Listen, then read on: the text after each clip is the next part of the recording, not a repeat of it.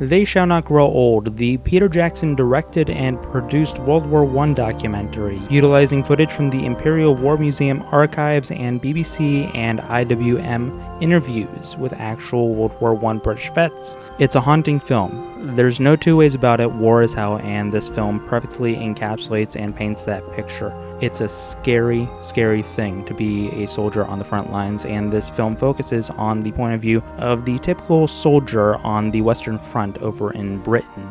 The big draw to this film is that a lot of the footage is colorized for the first time, and it's a glimpse into what it might have actually been like to see how the war was if you were there. This film is a masterpiece, and for Jackson's first real documentary, it is astounding how phenomenally this thing is made. The edits are all masterfully done. The soundtrack is phenomenal. The sound effects to kind of immerse you in that experience are out of this world. This is a film that is important, not only to demonstrate the life of a soldier during World War I, but also to convey the horrors of war, to act as a sort of precautionary tale, if you will. This is what happens in war. It's not pretty. And Peter Jackson does an amazing job of conveying that.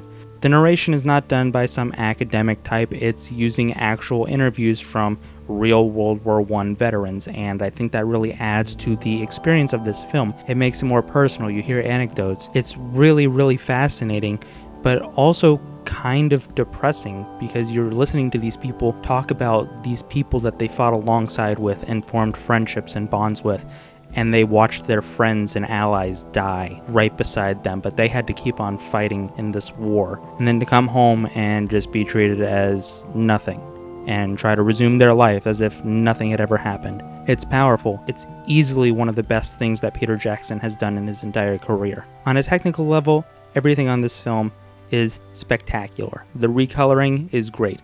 Some places it looked a little bit weird, but you also have to think that a lot of the footage was not shot at 24 frames a second. It would vary between 11 to 17 frames per second. So them actually speeding the footage up or slowing it down to a speed that would give the illusion of natural movement is actually really impressive, and there's a 30-minute documentary at the end on some screenings. Mine happened to have it, and if yours happens to have it as well, I would highly recommend staying and watching it. It's very insightful, and you can see the care and dedication and devotion that was put into this project. It's dedicated to Peter Jackson's grandfather who served, as well as I think his great-uncle, he said, and then I think another producer's grandfather.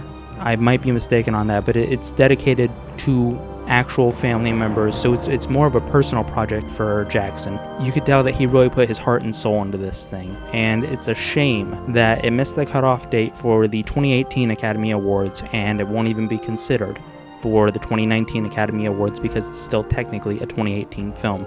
Because if it had not missed that cutoff date, and if it weren't for that stupid rule, this would easily sweep the Academy Awards for Best Documentary. If you have not seen it, I highly recommend it.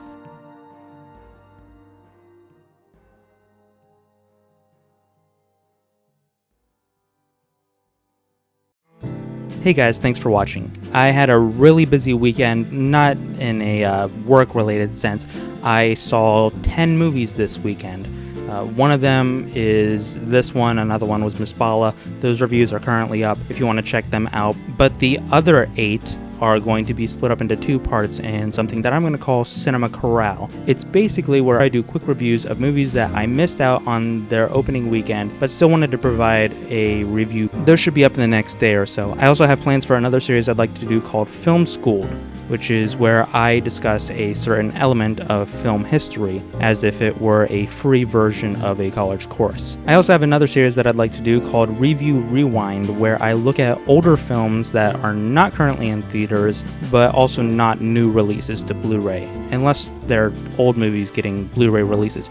But that is something that I have in the works. I'm working very hard on producing quality content for you guys, so I really hope that you guys are enjoying what I'm doing so far. And I will see you next time.